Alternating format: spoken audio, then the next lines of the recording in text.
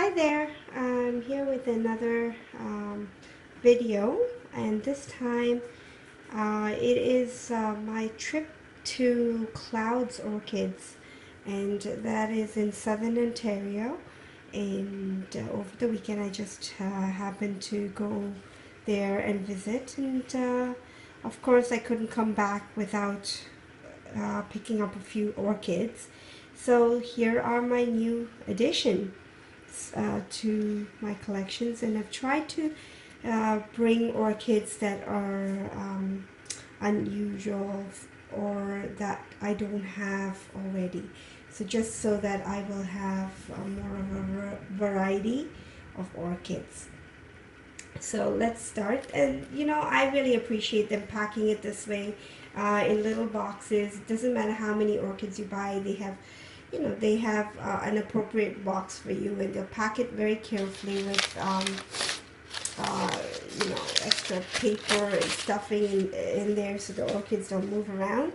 So let me just work my way through and get some of that paper out.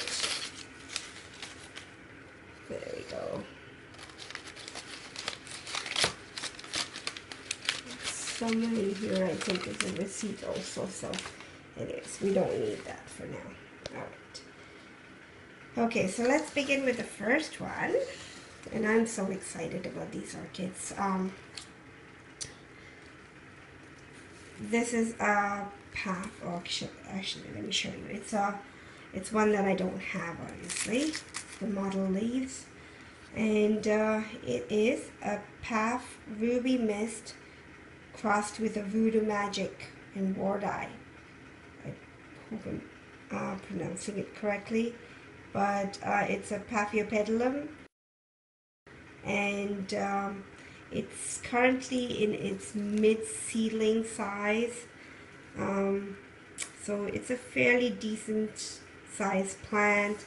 It won't bloom anytime soon, so maybe in another year or so, but that's okay. I don't mind, because that'll give me some time to get to know the plant and learn all about it, so that I won't mess it up when it starts to flower.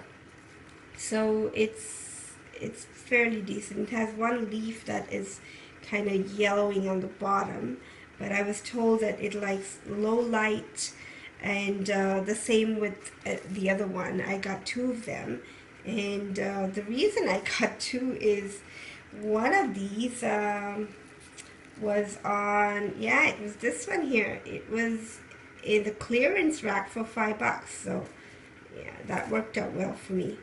And I couldn't pass it up. I mean, even though it wasn't a very good looking plant, it's kind of limpy, and but the leaves are a little shiny and they look promising, so I picked it up, and I'll give it a go. So both of them, they're very similar but different hybrids, of course. So they require low light and sort of humid conditions, sort of more to the cool than the hot. So cooler nights, they don't mind that, and they should not dry out. So that's what I've been told, and that's what I know so far. So I will do an update detailed on its care and all of that later, as I learn a few things on that. Okay, this is the second one. Let me just give you the name on that one as well. It's another Paphiopedilum, and it is thinning raisin eyes, and it's a common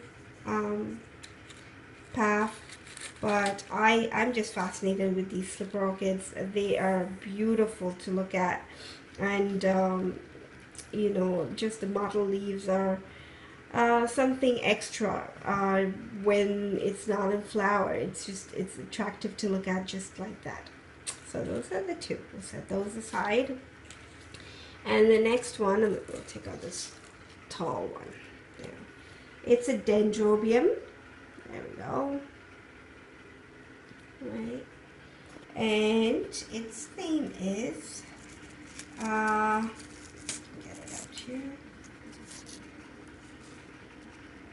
Comet King, Akatsuki, crossed with a Nagasaki. And it's a nobili type dendrobium, and I will have a little bit more later as I do these updates on its individual care. But oops, and it needs a heavy pot because everything's spilling all over the place.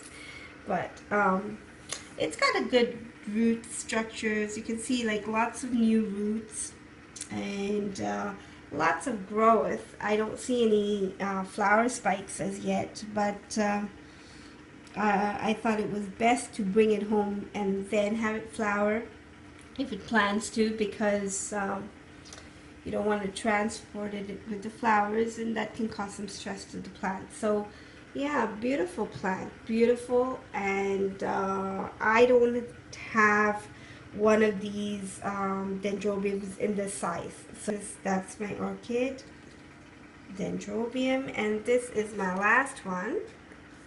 Again, this was from the clearance rack. It is not for a beginner, but it was for $5. So I thought, you know, it'll be a good trial orchid, even though I'm sure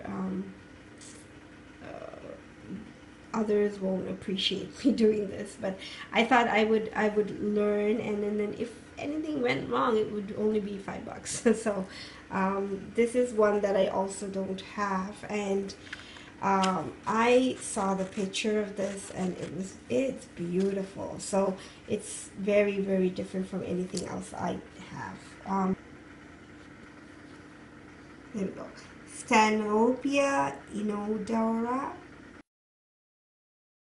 and it apparently is fragrant, even though inodora means not fragrant. So that's the little blurb I've so far read on it. And the Stanopias are very curious looking orchids, I could say. And this one, it has a few pseudobulbs here, so it looked a little promising. There's a new one coming through, if you can see right there. Anyways, I can't get it to focus, but right there, there's new growth. As well as these leaves, they look okay, they look pretty good. And I'm just to, they like shade. And the thing with these orchids, or the Stanopias, are that once it fills into this pot, I was told that once it fills into this pot, to repot it into a basket, because the leaves and the pseudobulbs stay growing towards the top, but the flowers, the inflows come from the bottom of the basket. So that was what caught my eye with this orchid, and then I thought, you know, I'll give it a try. I mean, it did say very clearly not for a beginner, but yeah, I think at $5 you can't really go wrong. So there's the new growth. I got it to kind of show itself, and there's another one right there too. So I don't know if that is a flower spike. Maybe actually could be a flower spike. Yeah, could be. Well, we'll see. I will definitely give you guys updates on all of this.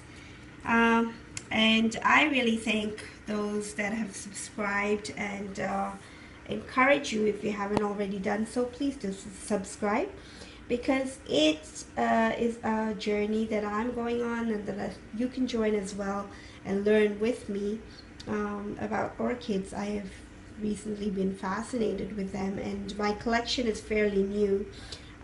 Just picked up a few here and there at different orchid shows, and I really want to bring you more videos as well, so your encouragement and your support really helps. So thank you again for watching this video, and stay tuned for more. If you haven't already done so, please do give me a thumbs up if you like this video. And until next time, bye.